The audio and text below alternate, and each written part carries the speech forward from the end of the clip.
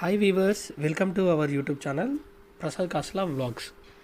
ఈరోజు మనం మన ఛానల్లో మొదటగా ఒక వ్లాగ్ చేద్దాం అనుకున్నాం. అది గోవాలోని అగోడా ఫోర్ట్.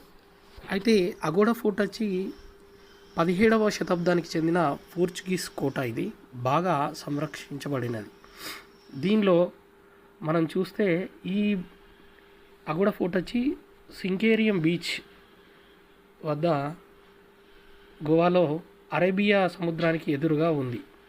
ఇది గోవాలో జాతీయ ప్రాముఖ్యత కలిగిన ఏఎస్ఐ రక్షిత స్మారక చిహ్నంగా దీన్ని ఉంచారు. అయితే దీని యొక్క చరిత్ర మనం ఒకసారి తెలుసుకుందాం. ఈ కోట నిజానికి 1612లో డచ్ నుండి రక్షణ కోసం నిర్మించబడినది. ఆ సమయంలో యూరప్ నుండి వచ్చే నౌకలకు ఇది ఒక రిఫరెన్స్ పాయింట్గా ఉండేది. ఈ పాత పోర్చుగీస్ కోట మూడోవి నది ఒడ్డున కండోలియంకు దక్షిణ బీచ్లో ఉంది. ఇది మొదట్లో షిప్పింగ్ మరియు సమీపంలోని బార్డేజ్ ఉప జిల్లా రక్షణకు బాధ్యత వహించింది.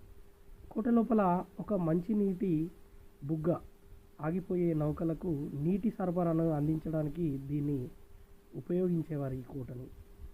అలాగే ఈ కోటకు ఆ పేరు ఎలా వచ్చిందంటే అగోడా పోర్చుగీస్ భాషలో నీరు అనే అర్థం. ప్రయాణిస్తున్న ఓడల సిబ్బంది తమ మంచినీటి దుకాణాలను తిరిగి నింపుకోవడానికి తరచుగా ఈ ప్రాంతానికి వచ్చేవారంట. అయితే 1864లో ఏర్పాటు చేసిన అగోడా ఫోర్ట్లో లైట్ హౌస్ ఆసియాలోనే అత్యంత పురాతనమైనదిగా చెప్పుకుంటున్నారు. 1612లో నిర్మించబడిన ఇది ఒకప్పుడు 79 పిరంగుల గ్రాండ్ స్టాండ్గా ఉండేది. ఇది 2,37,600 గ్యాలరీల నీటిని నిల్వ చేయగల సామర్థ్యాన్ని కలిగి ఉంది. ఇది మొత్తం ఆసియాలోనే అతిపెద్ద మంచినీటి నిల్వల్లో ఒకటి. ఈ కోటలో 2 విభాగాలుగా విభజించబడింది. ఎగువ భాగం కోట మరియు నీటి స్టేషన్గా పనిచేసింది. అయితే దిగువ భాగం పోర్చుగీసు నౌకలకు సురక్షితమైన బెర్త్గా పనిచేసింది. ఎగువ భాగంలో కందకం భూగర్భ నిల్వ గది ఉంది.